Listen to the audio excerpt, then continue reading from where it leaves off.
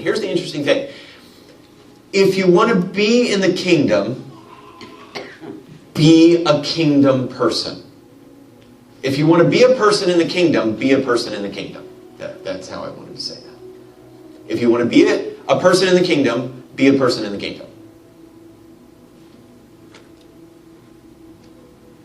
You don't have to wait until he returns to be in the kingdom. You just have to be a kingdom person now. Be a person of the kingdom now, and you will be a person in the kingdom forever. Right? It will just be a transition. Look at this. All right, we'll go through this quickly. This is the Beatitudes. And the thing I like about the Beatitudes is it just paints this beautiful picture of what a kingdom person does, what they look like, what their character is like. So, first one in verse 3. Blessed are the poor in spirit, for theirs is the kingdom of God. And what this means, the poor in spirit, means humble. Kingdom people are humble. Kingdom people do not have pride. They have died to self, therefore they're humble, right? Because, if you haven't died to yourself, then there's going to be some amount of pride in there. Might not be much, but there's going to be some. But if you've died to yourself, nope.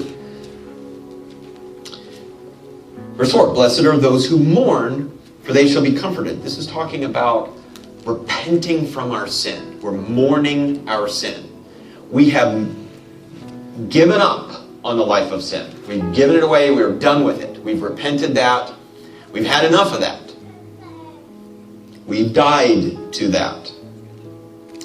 Blessed are the gentle, for they shall inherit the earth. And gentle just means kind. They're just kind people. We all know what that looks like.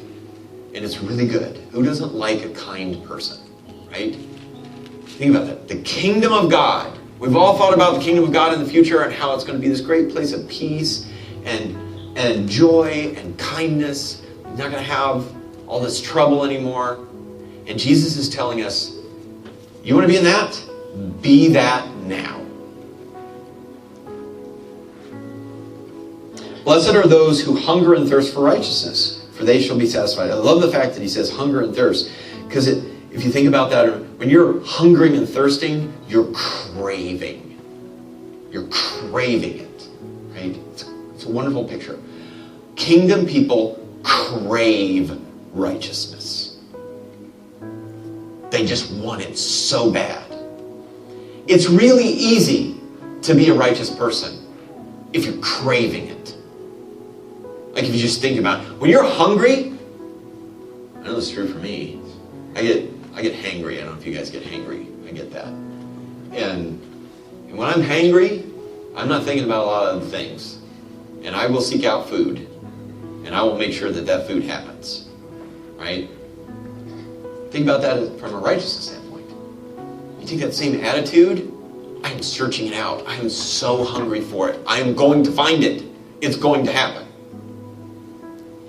That's what a kingdom person does. Blessed are the merciful, for they shall receive mercy. This is a big one. Because Jesus told a parable, you'll recall this, in which a servant owed a king just a lot. In today's, the 10,000 talents, in today's monetary value would be about $100 million. Right? This servant owes this king a lot. And the king extends mercy and forgives him all of it. Right? But then he turns around.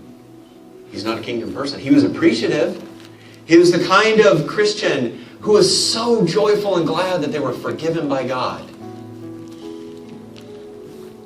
But then they didn't forgive their brother, who owed them a lot less. A lot less. The equivalent of the servant that owed the servant, that was about $10,000.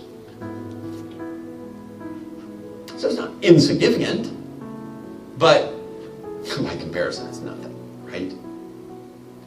And what does Jesus say about that? The king was really mad, right? You don't want the king mad at you.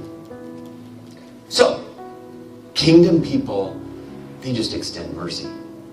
They know how much mercy they have been shown, and they're so grateful that they're just going to extend mercy to Anybody know? That's their default attitude.